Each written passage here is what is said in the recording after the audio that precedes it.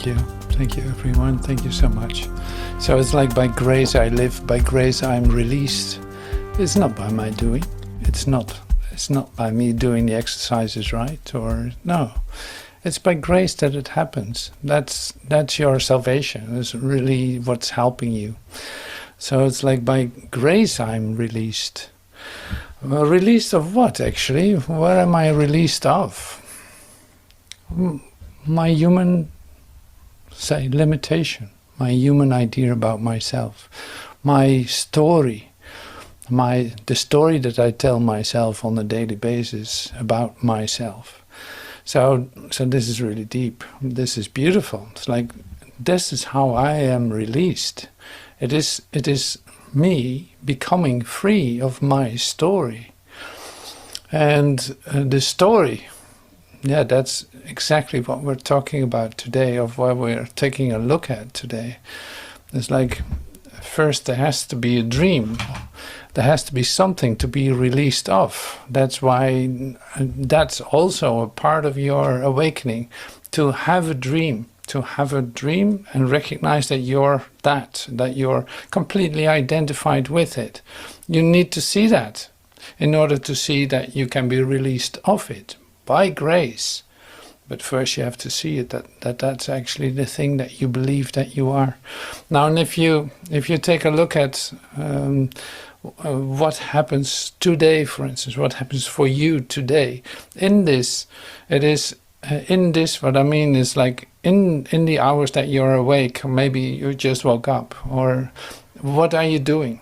You're bringing back your story. Oh, today, oh yeah, I was looking at that yesterday. Oh yes, now this is my story.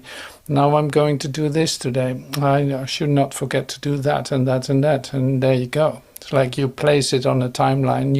We know this story very well. It's literally, the timeline is the story. Now this has been like that in your origin as a human being. It started somewhere. The story started somewhere. And it can be a very long time ago, but that's the story that started, say, within you, in how you see yourself now. That story can already be 5,000 years old or even older. Like, really interesting to take a look at it like that. So this is what's being called like the oral tradition in poetry. It's like there's a tradition of mouth to mouth, extending what? Life lessons, stories, beautiful anecdotes, legends, you name it. Like everything that is being shared in lives, from one to the other, from father to son, from mother to daughter, or in any kind of combination. But the story is being shared like a little flame that you share, so that ignites something else, and that will pass it on too. Like there's a pass in it on. There's a past connected, as if the past is living forward into the future. Now, of course, in our transformational path, we are very much aware that you don't need to associate these ideas together. You don't have to bring them, to order them, to bring them, like in order to be free of them, you stop doing that. So in fact, your story comes to an end. Now today, but that could also be part of the story. This is what I wanted to say too. It's like that can also be part of the story, that you stop narrating the story. I'm saying this because some of the life lessons that you have heard in old legends or old stories that you have heard are based on this idea that you recognize that you're home in heaven, that's the story that's given to you and becomes realized in you. So that's what I'm saying, is like we include it in today, we include the story in, and especially in relationship with the African continent, which is huge and old, very old. Like civilization has started in Africa, it goes the story, and so that is incredibly old. Now, the stories that are coming from there have a long tradition, are being used a lot, also by modern writers. They bring those ideas back in, or they are educated that way by their parents, grandparents, and other elders. So that's interesting to take a look at, and you can feel the tradition, or the ancient tradition in the spoken word. No matter if there's an 11-year-old reciting something, or a famous poet is reciting something, we will have examples of that today, which are really something else. Like, it was beautiful to prepare this, because I really didn't know actually where to start with it, but that was like given to me quickly, in the sense that there's so much poetry, but there's also so much, it's like the stories are very intense, very lot about suffering and all this. It's like the day-by-day experience of the ones that are speaking or are writing is incredibly intense. You'll hear that too. So that is of course has its own beauty, but this is seriously bringing you into your selfhood, you could say, into, okay, this is the life, this is the dream, this is the nature of the dream with all its aspects, and it isn't any other way than this. Like when your life isn't comforted by, let's say, a lot of material goods, or lots of money, or lots of who knows what, but that's all not there, then there's a whole different story that starts. And when there's poverty, there's a whole different story that starts. When there's on and on and on. Like, all this is you will encounter in the African poetry.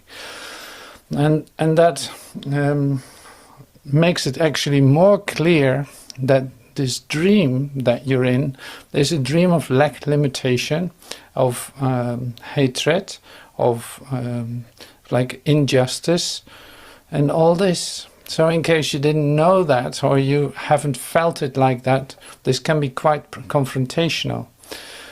Now, to see that we have some beautiful examples in our family, I would say, like in our spiritual family, there are some beautiful examples of the ones that woke up out of that, out of the African history, out of their story in Africa, and literally started something new. And that is really beautiful to hear and see that. And see, bring it back to miracles and to healing. It is like there's no order of difficulty in healing, in miracles. There's no order of difficulty in circumstances. Like, one is not harder than the other in that sense. A bit of lack is also all the lack in the universe. Like, there's no comparison to be made. And this makes it easier to see that, well, all of these stories carry the same message. Like, this is the desert. Now what do? You leave the desert. You're not staying in it. Like, this is the human desert. You want to wake up out of it, no matter how intense your story is. Like, it will not give you what you want. It will not, because it's over. Literally, it has nothing to offer you. And that's why it doesn't matter how it looks. And now here we are, like in our Rosa Mystica. So I want to use some examples to in fact, to tune in on the intensity of the poetry, of the story of them. And yeah, that will do it. I'm sure of that. Like, it is really beautiful to see that.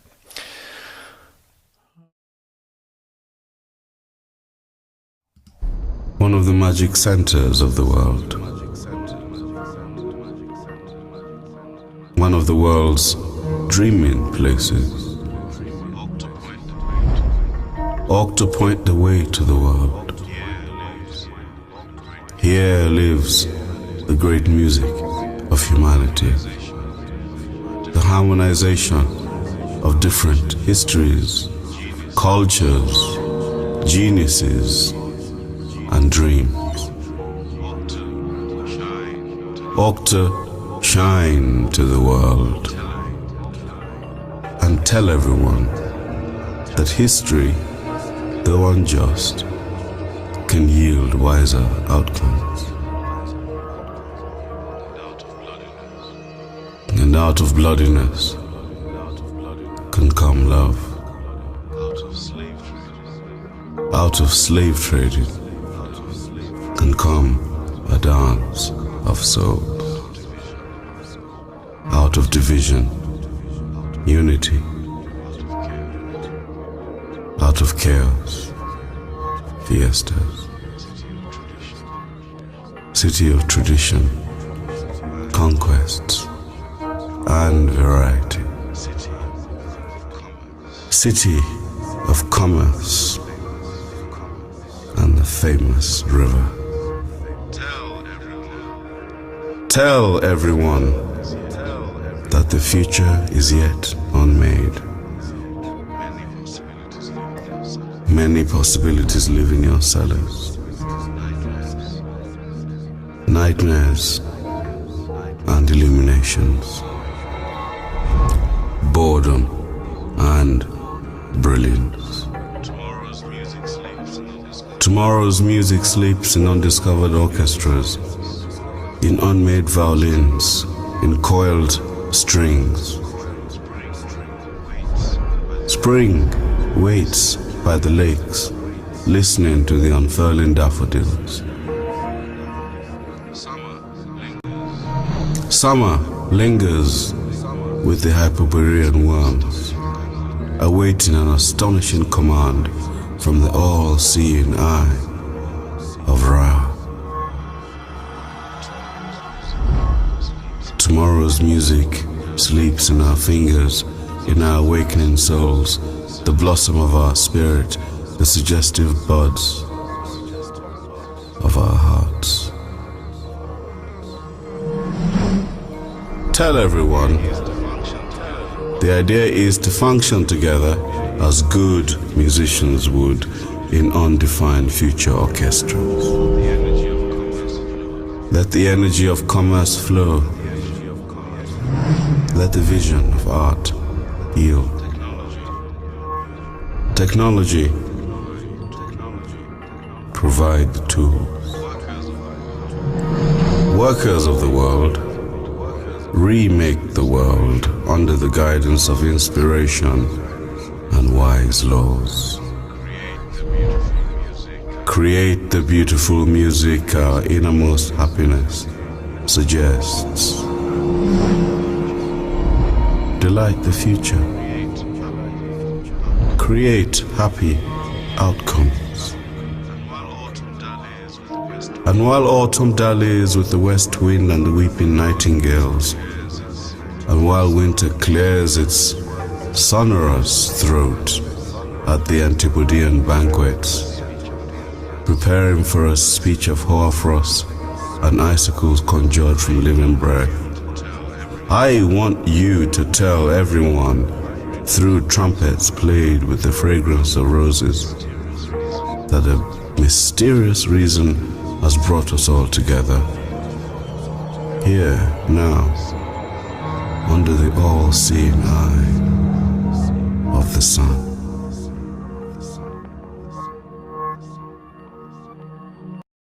So you see what I mean. This is absolutely beautiful.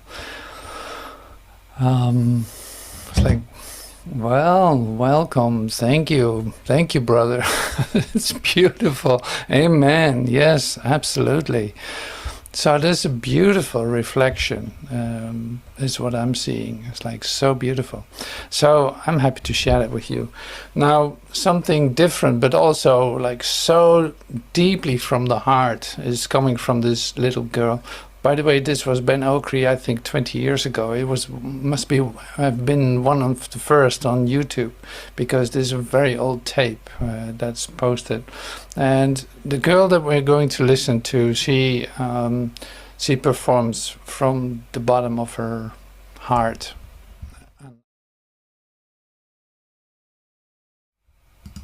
Presents my dream. Welcome.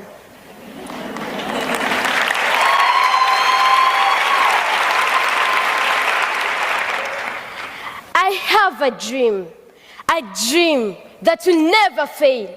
My present situation notwithstanding, it's a mere passing cloud. Every mighty king was once a crying baby. Every great tree was once a tiny seed. Every tall building was once on paper, and so is my dream.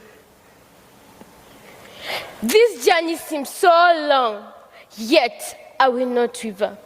The path are stones all over, but I will not give up. Things don't seem to work my way. I will never be in dismay, for there's this one thing I know. Every day of my life is a page of my history. Every step that I take is a move to my glorious destiny, and so I dream my dream.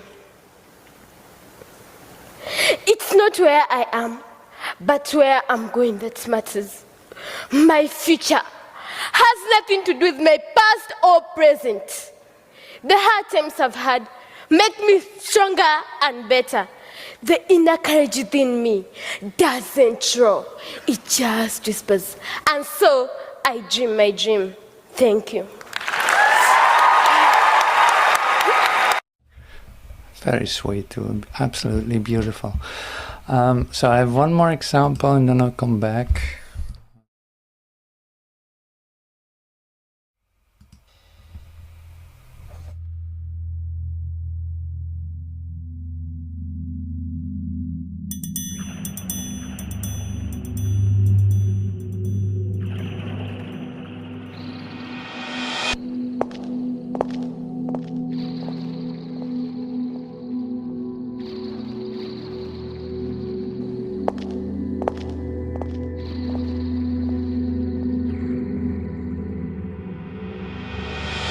Walk with me. Sometimes my shoes are too heavy for my ankles, beckoning with the ground for an escape, carrying my entire being on their fractured backs, like praying mothers who bend their backs at the sound of their children's empty bellies. Walk with me. Journey with me through the intricacies that lie between my battle scars, where once hope tattooed itself against my skin using a razor blade, mocking the very idea of life. I no longer fight using my wrists, but now it is with my voice, my key weapon being a metaphor. Walk with me. Visit my home that lies scattered on the floor. Each piece was once a heartbeat, now covered in dirt, embraced by the songs our grandmothers sing at funerals. Careful, follow closely so I don't leave you behind. I stand a broken puzzle, seeking to mend broken people, hoping there is significant enough meaning in the ability of my brokenness to be put together. Like the perfect poster girl for broken people, follow me. I have things to say, understanding that each poem is a podium. I lead this protest with my voice. So here's beautiful inspiration, so thank you for that.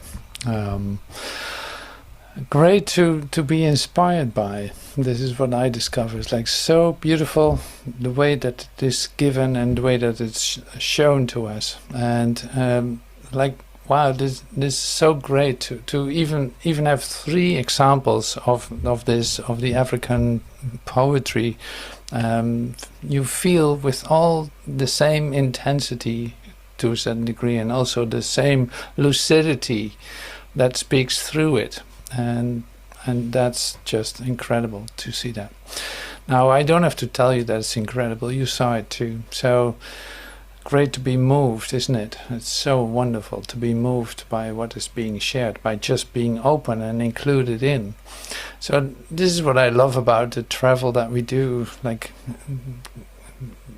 passing through the continents, just seeing this a little bit, having some of that coming to us. Now here, my discovery with all the things that we look at and are in the middle of, they all fall perfectly into place in different ways, of course. But it's like we saw on Sunday with Joel Goldsmith, starting with Genesis. Like, who wrote Genesis? Did God write Genesis? No, it was man to man, shared with one another. Like it is the story that came to you from an oral tradition. And so, yeah, to me something clicks when I hear that. It's like so beautiful to see everything falls into place. I never saw it like this before. Like everything is falling into place because it is connected. It only asks for your inclusion, and not separating it, not thinking that you're not part of it or that you missed out on something. No, it's an all-inclusive. More and more you start to see how everything literally came to you in order to wake up. And so, yeah, totally lovely. So what I want to do now is bring a few words in from, it's a reference from the book From Gethsemane to Galilee, chapter Genesis. Master Teacher shares this. If I threw religion out of it, I could teach it this way. Obviously, everybody you meet is a narration of the Old Testament and the New Testament, or Christ came to life and he didn't, or my mother and dad were Adam and Eve. I don't care. Somewhere you're going to tell the story of yourself in association with yourself. I want you to say something to me that is not narrative. You can't, because we're standing in an association where we're constantly telling stories about ourselves, and we're trying to determine whether the stories are true or not. They are stories to start out with. They are attempts to symbolize relationships that we have with each other. Symbolizing relationships that we have with each other. Isn't that amazing? That's just a true thing. It's impossible to have concepts without association of symbols. You can't do it. It's what consciousness is. Now this to me was a very big eye-opener. That I've used already this week in expressions, but it's more like the thing that is so obvious here is the storytelling. Now, I invited you in the assignment to take a look at that, and we come to that in a moment. To just stand still with some more expressions from the African continent.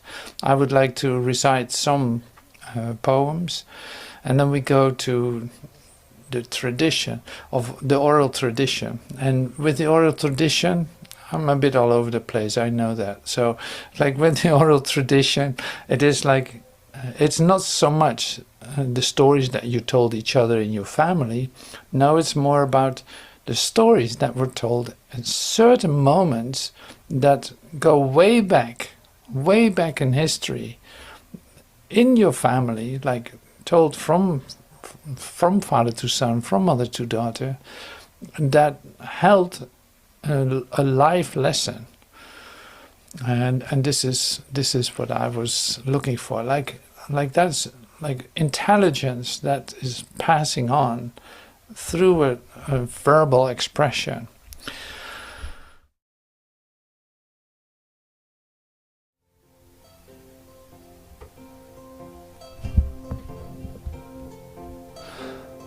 Oral tradition of rhyme and reason, storytelling. Here's one more from Ben Okri. One more poem. The Awakening Age. O ye who travel the meridian line, may the vision of a new world within you shine. May eyes that have lived with poverty's rage see through the glory of the awakening age. For we are all richly linked in hope, woven in history like a mountain rope. Together we can ascend to a new height, guided by our heart's clearest light. When perceptions are changed, there's much to gain, a flowering truth instead of pain. There's more to a people than their poverty.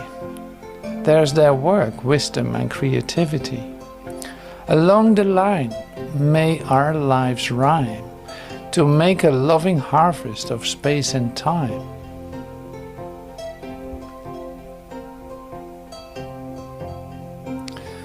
And this one is from Christopher Okipko. Before you, my mother Idoto, naked I stand. Before your weary presence, a prodigal, leaning on an oil beam, lost in your legend. Under your power wait I, on barefoot, watchman for the watchbird at heaven's gate. Out of the depths my cry, give ear and hearken, dark waters of the beginning.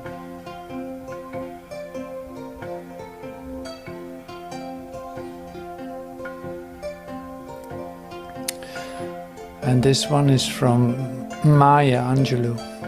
Pretty women wonder where my secret lies. I'm not cute or built to suit a fashion model size.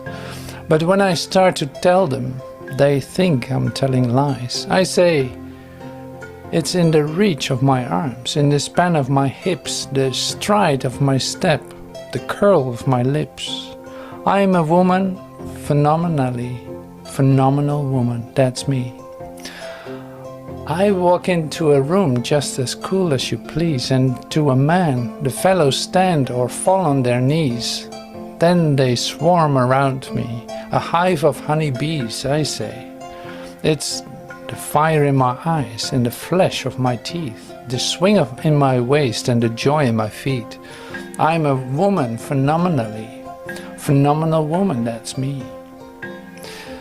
Men themselves have wondered what they see in me. They try so much, but they can't touch my inner mystery. When I try to show them, they say they still can't see. They still can't see. I say, it's in the arch of my back, the sun of my smile, the ride of my breasts, the grace of my style. I'm a woman, phenomenal woman, that's me. Now you understand just why my head's not bowed. I don't shout or jump about, or have to talk real loud. When you see me passing, it ought to make you proud.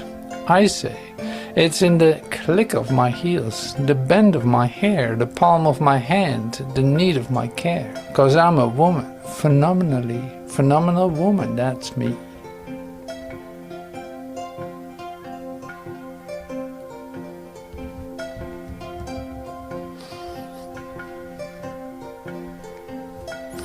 The mystic drum.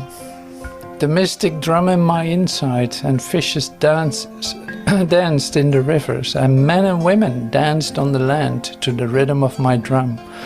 But standing behind a tree with leaves around her waist, she only smiled with a shake of her head. Still my drum continued to beat, rippling the air with quickened tempo, compelling the quick and the dead to dance and sing with their shadows. But standing behind a tree with leaves around her waist, she only smiled with a shake of her head.